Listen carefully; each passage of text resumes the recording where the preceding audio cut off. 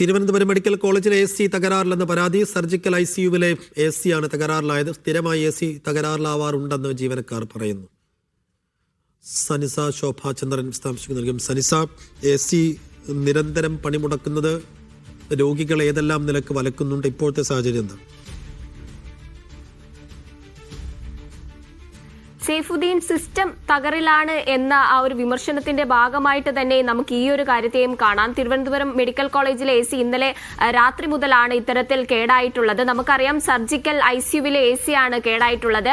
ഗുരുതരമായ അസുഖങ്ങളെ തുടർന്ന് സർജറികൾ നടത്തി വരുന്നവരാണ് ഈ സർജിക്കൽ ICUവിൽ കഴിയുന്നവർ. അവിടെ നമുക്കറിയാം, ICU പോലെയുള്ള ഒരു മുറി, അത് വെന്റിലേഷൻ ഇല്ലാത്ത പൂർണ്ണമായി അടച്ചിട്ട ഒരു മുറിയായിരിക്കും. അവിടെ AC ഇല്ലാത്ത സാഹചര്യത്തിൽ ഇത്തരം ഗുരുതരമായ അസുഖങ്ങളെ തുടർന്ന് സർജറി ചെയ്തവരാണ് കഴിഞ്ഞു പോകുന്നത്. അത്തരത്തിലുള്ള രോഗികളാണ് ഈ ദുരിതം അനുഭവിക്കുന്നത്. കൂടാതെ തന്നെ PWD ആണ് ഇത്തരത്തിൽ പഴക്കം ചെന്ന ACകളാണ് അവിടെ ഉള്ളത് എന്നും ജീവനക്കാർ വ്യക്തമാക്കുന്നുണ്ട്. PWD ആണ് ഇതിന്റെ അറ്റകുറ്റപ്പണികൾ നടത്തി വരുന്നത്. മാസാമാസം ഇത്തരത്തിൽ AC കേടാവുകയും അതിന്റെ അറ്റകുറ്റപ്പണികൾ നടത്തി വരേണ്ട ഒരു സാഹചര്യമാണെന്നും ജീവനക്കാർ പറയുന്നുണ്ട്.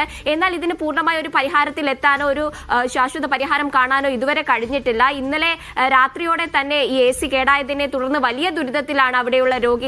ആശുപത്രി അധികൃതർ ഈ രാവിലെ തന്നെ ഈ PWDയിൽ നിന്നും ഇത് ശരിയാക്കാനുള്ള ജോലി ചെയ്യാനുള്ള ആളുകൾ വന്നതായിട്ടും ഇത് പരിഹരിക്കുന്നതായിട്ടുമുള്ള വിവരമാണ് നമുക്ക് ലഭിക്കുന്നത്.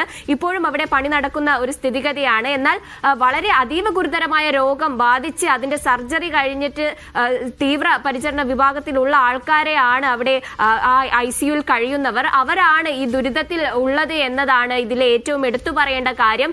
ഈ സിസ്റ്റം തകരാറിലാണ്, സജ്ജീകരണങ്ങളില്ല, സംവിധാനങ്ങളില്ല എന്ന് പല വാർത്തകളും പുറത്തു വരുന്നുണ്ട്. ഏറ്റവും ഒടുവിലായിട്ടാണ് തിരുവനന്തപുരം മെഡിക്കൽ കോളേജിലെ AC തകരാർ, സർജിക്കൽ ICUവിലെ AC തകരാർ വരുന്നത്. സൈഫുദ്ദീൻ.